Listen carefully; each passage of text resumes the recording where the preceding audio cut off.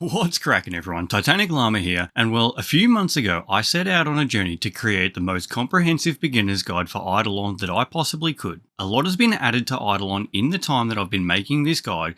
We've got the Rift, the Equinox, a whole new world, more mini-bosses, but most of all, I want to say that I've had a lot of fun along the way. When I set out to complete this, World 5 was the last world in Idleon, and my goal was to beat Kattlekruk on normal with the only money spent on the game being for auto loot. And today, that journey comes to an end. I have had quite a few people asking me if I will continue this guide into World 6 now that it has been released, and for the answer to that question, you'll have to stick around to the end of the video.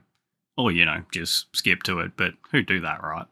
So World 5 is one of the simpler worlds to explain as it only really introduces the three new skills, those being Divination, +1, Sailing, and Gaming. But aside from that and the Kattlekruk boss fight, there's little else to go over. So I will explain the Equinox in this video as I really haven't touched on that throughout this guide, and it is more of a later game activity anyway. But with all that said, let's get cracking, shall we? Just as with every other world, we will want to complete the questline relating to the new skills. These are given by our Grumblo friend here. They will walk you through the very basics of the new skills and will reward you with a few of the time skip items relating to the new skills. I would hold on to these for now as they won't really give you too much progression early on and are best utilised after a week or so of being in World 5 once you have gained a few increases to your sailing and gaming efficiency and experience gain. With that said though, it's time to get into the skills introduced in World 5. First up, we shall go over Divination. And yes, I do know that it is Divinity, and I will continue to call it Divination though, because I know it drives some people crazy, and I can be a dick like that sometimes. Anyway, you can think of Divination as the Lab 2.0. It's a lot of sitting around doing not much. The whole premise of this skill is to sit on this altar and meditate, which will earn you both experience and divination points. Gaining experience and levels in divination is a little bit different with this skill.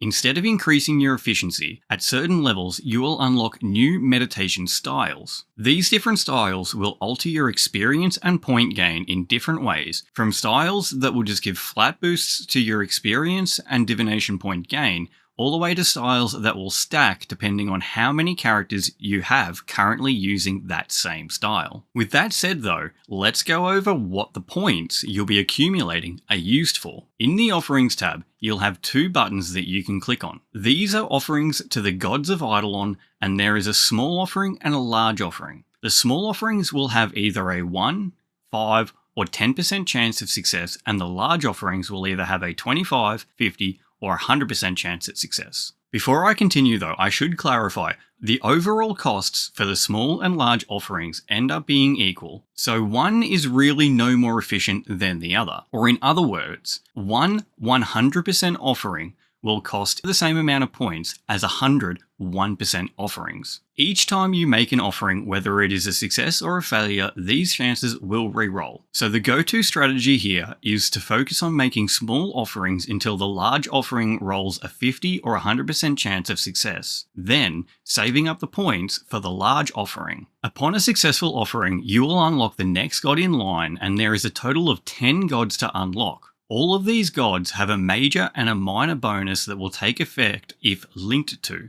They also have a blessing that is always active on all characters all of the time, and these blessings can be leveled up using either sailing treasures, bits from gaming, coins, or atoms. As for the link bonuses though, each of your characters can link to one god at a time with one caveat that I'll touch on in a second. To link to a god, you will need to sit on the altar, click on the god that you wish to link to. This will allow you to hit this link button here, which will actually link your character to that god. Once your characters have been linked, you will need to unlink them in order to switch to a different god if you wish to. You can only unlink twice per week, and similar to linking, to unlink, you will need to sit on the altar, click on a god, and then click the unlink button. This will open this window here.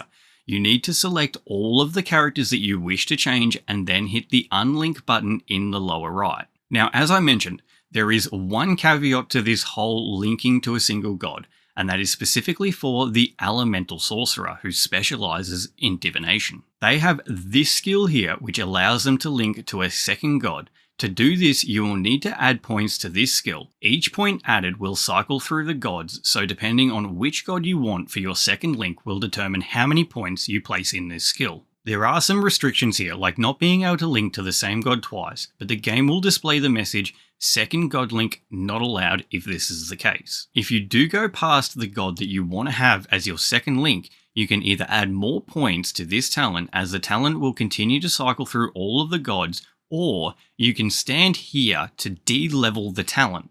The ES also has shared beliefs which will boost your experience gain in Divination further, and the God's Chosen Children, which honestly, don't waste any points on this until you're uber endgame. Until then, it's completely useless, so forget it exists. Early on, you'll want to switch to the Chakra style as soon as you unlock it, and then to the Focus style to maximize your point gain. You'll be using this focus style until you unlock the Goat God, which should be your main focus early on in Divination. Once unlocked, you will want to switch all of your characters to the Mantra style until you unlock the Tranqui style for each character. The reason why unlocking the Goat God early on is so important is because once you have it unlocked, you can link your characters to that god and then throw them back in the lab.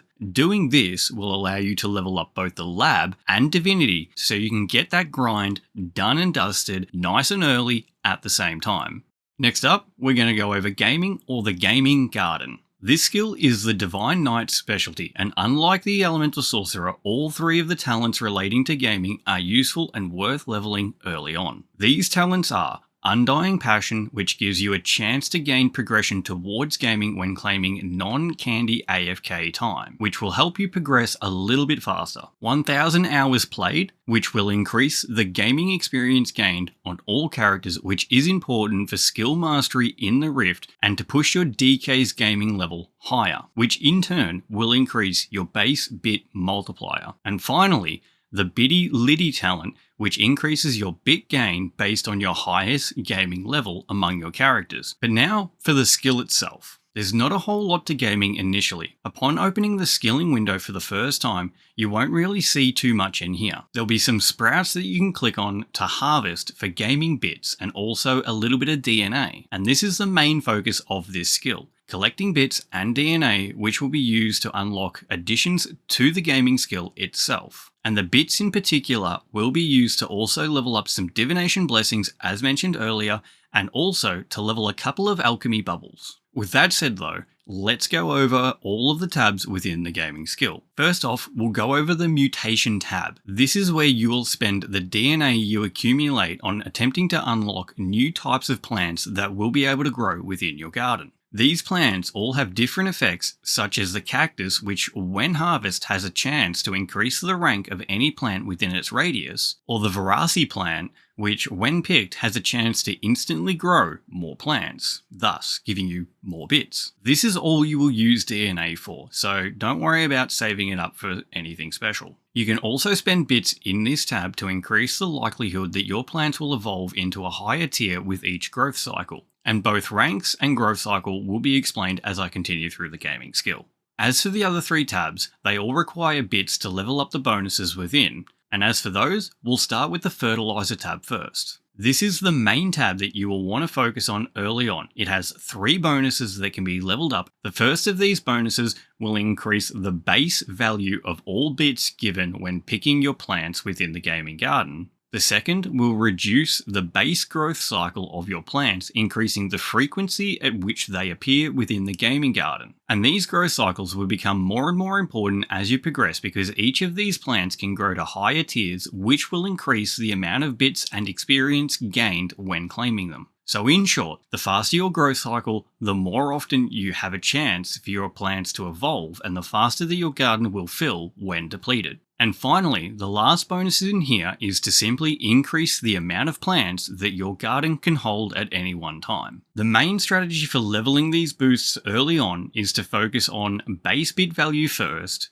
dumping any remaining bits into the growth cycle, but making sure to purchase the increase to how many plants your garden can hold as your bit gain increases and you are able to hit the threshold of bits required to purchase these extra plant storage spaces.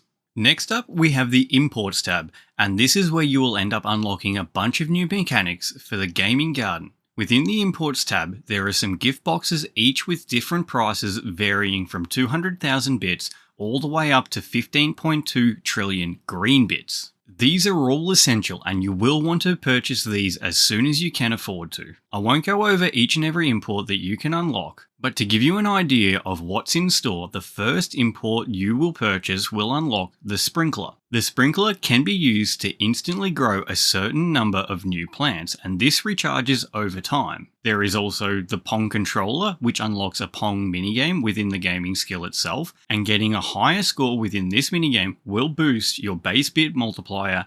That, and it's just fun to play a game of Pong every now and then, no? Now, in that last section, I did mention green bits. So before I go on, I'll explain what green bits are. You will eventually push your bit multiplier high enough to start earning ridiculous amounts of bits per plant picked. So the higher tier of bits is just to prevent numbers from getting too stupid or hard to read. 1 green bit is equal to 1 quintillion white bits, and eventually you'll be able to produce enough bits easily to earn 1 quintillion green bits, which then become red bits. The last tab that you will be spending bits in is the Super Bits tab. In here, there are 24 bonuses that, again, like imports, you will want to unlock as soon as you start earning more and more bits. But unlike the Imports tab that only affects the gaming skill itself, these are account-wide bonuses that will boost your account on a whole, with a few gaming-only related boosts sprinkled throughout. And again, to give you an idea of what you can expect from the Super Bits, I'll explain a couple here. There's the MSA Totalizer. MSA just stands for Miniature Soul Apparatus, which once purchased will unlock in the World 3 town. This will give you various buffs to your account based on the total number of your highest waves completed within the Worship Tower defenses. And as you continue through Eidolon, you will actually unlock more and more bonuses for the MSA itself. Not all of these are quite so flashy. There are also buffs like Shrines leveling up faster, Obels giving more main stat than what is displayed, or No Bubble Left Behind having a chance to level up an extra bubble per day. So these are definitely worth going for as you progress through the skill. And last, but certainly not least for the gaming skill, is up in the top right corner you have a logbook. This isn't really interactive, this is just a log of every tier of plant that you've held within your gaming garden, but you will want to go out of your way to try and get every tier of every plant as you go, because for each tier of each plant discovered, you will get an increase to your base bit multiplier. So it is worth leaving some plants every now and then to try and get these higher tier plants even just once. And that's all there is to gaming, which only leaves us with the sailing skill. Sailing is a Siegebreaker's domain, and they also have 3 talents relating to this skill, those being Captain Pep Talk, which increases how much experience your captains gain from their adventures, Expertly Sailed, which increases the sailing experience gain your characters receive from the sailing skill itself, and Unending Loot Search, which will be situational depending on how frequently you check Eidolon. This talent will make it so if your loot pile is full, your captains will continue to travel back and forth from islands, and if they happen to bring back a chest that is a higher tier than one currently in the loot pile, they will replace the lower tier chest with the higher tier chest. Now, I say this is situational because it may sound good, but it's only really good if you're fairly active with Eidolon and check your sailing every 4 hours or so.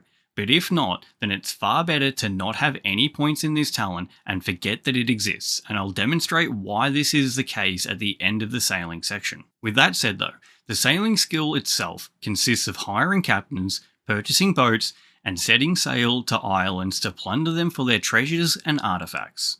So let's get into the nitty-gritty of each of those, starting with captains and boats. You will start out with 1 boat and 1 captain ready to roll, and you can unlock more of each of these with gold bars which you will be able to collect from all of the islands. As well as unlocking more boats and captain slots, you will need to hire new captains from the pedestals to the right of the sailing area in the World 5 town. As you continue to sail to and from islands, your captains will gain experience and level up themselves, which will increase their bonuses. Your captains can each have 2 bonuses. These can be boat speed, loot value, cloud discover rate, artifact find chance, and finally rare chest chance. And these captains can actually have 2 of the same stat. So early on, you'll actually want to try and focus on getting captains with 2 boat speed bonuses. This will help you reach the further islands easier. As for the boats, these will be leveled up using the treasures that you collect from the islands. Each island has a common and a rare treasure that you'll be able to collect from chests, and depending on which boat you are leveling will determine what treasure you need. For example, the very first boat only requires gold bars to level up. The second boat requires gold bars and the common treasure from the first island. And as you continue to unlock more and more boats, they will require treasures from further islands. With that out of the way, to actually start sailing, you will need to open the map interface and click and drag a boat to the island that you want to start sailing to. Once this is done, you will see a timer appear telling you how long the trip will take. When first starting out, you won't have access to all of the islands, most of them will be shrouded with clouds. To be able to send your ships to those islands, you'll first need to discover them by sending your ships to the clouds enshrouding the islands that you wish to unlock. Each trip to and from the cloud will fill the discovery bar, and once full, you will be able to click on the clouds to clear them away, revealing the island, allowing you to actually plunder it too. The last thing to do with sailing is artifacts. Each island has a set of artifacts that you will also have a chance to unlock each time you open a chest from the specific island you're heading to. These artifacts each have a bonus that will take effect once discovered, and just like everything else in Eidolon, these artifacts have multiple tiers to unlock after the base form, and each tier will increase the bonus given by the artifact. The main goal of sailing is to unlock and rank up each and every one of these artifacts eventually. Do note, upon initially starting sailing, you will only be able to rank up these artifacts once to their ancient form. To unlock their eldritch form, you will need to progress through the rift to unlock this ability. And finally, World 6 introduced a 4th rank, that being Sovereign Artifacts, which is unlocked through the sneaking skill. Now, as for why unending loot is bad if you're only checking Eidolon once a day or maybe less. If you have no points in this talent, your captains will fill your loot pile and then make one more voyage, grabbing another chest and heading back to wait at your docks. As you claim your chests from the loot pile, your captains will drop off the chests that they are holding, almost doubling the amount of chests that you will be able to claim compared to having points in unending loot. Now, as mentioned at the start of this video, I will go over the Equinox, but before that we will quickly go over the Kattlekruk fight, and there's something that we haven't had for a little while, and that's fish facts. Fish fact number 1. Did you know that fish do not actually grow more scales as they themselves grow larger? Fish scales will actually grow along with the fish, and in many species, growth rings will appear just like with a tree. And this is one of the most accurate ways to tell the age of a fish. Fish fact number 2. Did you know the Greenland shark currently holds the record for being the longest living sea creature? Researchers using radiocarbon dating techniques on captured specimens have actually revealed an age range of between 272 to 512 years old, with a median age of 392 years of age across all specimens tested. Just think about that for a second. Each one of these sharks, on average, will live 4 times longer than you. Anyway, with that being said, we shall go over the Kattlekruk boss fight. This is one of the simplest boss fights in the game aside from mini-bosses. The boss itself literally does nothing, it just sits there and tanks your hits until it dies. The gimmick here is that moles will constantly spawn from the mounds on the edge of the map, and if these guys reach the boss, they will heal him for a good chunk of damage. But with enough damage, you can either kill off these moles before they have a chance to reach the boss, or just outdamage the healing that they provide, which is the option that I opted for. And sadly, that's it. That's the whole boss fight. Which brings us to the Equinox. The Equinox can be unlocked by defeating Bloodbones in World 3 until they drop an Equinox Mirror, which is a 1 in 1,000 drop. Once you have one, you can click and hold on it just like an inventory bag to teleport yourself to the Equinox. Once you have travelled there for the first time, you can freely teleport to and from the Equinox using the map menu just like any other location in Eidolon. Upon entering the Equinox, you will want to click on the mirror NPC to get started with this activity.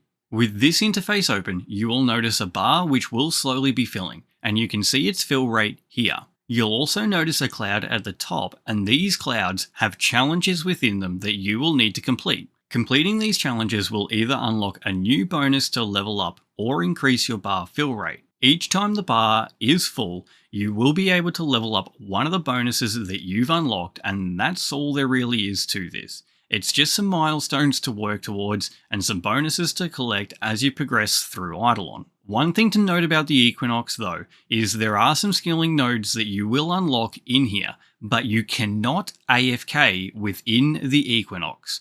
I repeat, you cannot AFK within the Equinox. So any skilling here has to be done actively. Not even time candies will work in here. This isn't a bug, this is intended. So the last thing to do is to answer the question from the start of the video. Will I be continuing this guide into World 6? The short answer is no, but to elaborate further, I do want to be completely honest with my viewers, and that means I have to say with some of the recent changes within Eidolon, I have lost a lot of passion for the game. That's not to say that I won't come back or continue to make the odd Eidolon video here and there, but when I started this new career as a content creator, I had always wanted to make long format retrospective review style videos on games from my childhood that I never got to play or ever finished. With this video, I have completed what I set out to do by beating Kattlekruk on normal whilst only having auto loot on my account and no other monetary purchases. I've proven you don't need to spend a cent on all those fancy premium items, and you can still play this game to its fullest extent. Yes, some things take a bit longer than if you shell out a bit of cash, but none of them are needed. I've still had a lot of fun along the way, and I am eternally grateful to all of you who have joined me for this journey, and I hope that you enjoy where I will be taking my content in the future. I will still be finishing the Journeyman Guide with the Voidwalker video, and then I will be releasing my first retrospective, and hopefully you can all give it a chance, but if it's not your cup of tea, I completely understand. I still very much appreciate all of the time that you've spent watching my videos thus far. But remember, you can always catch me live on Twitch, link to my channel will be in the description, and with all of that being said, I've been Titanicllama, you've been watching a video, and I'm out. Peace.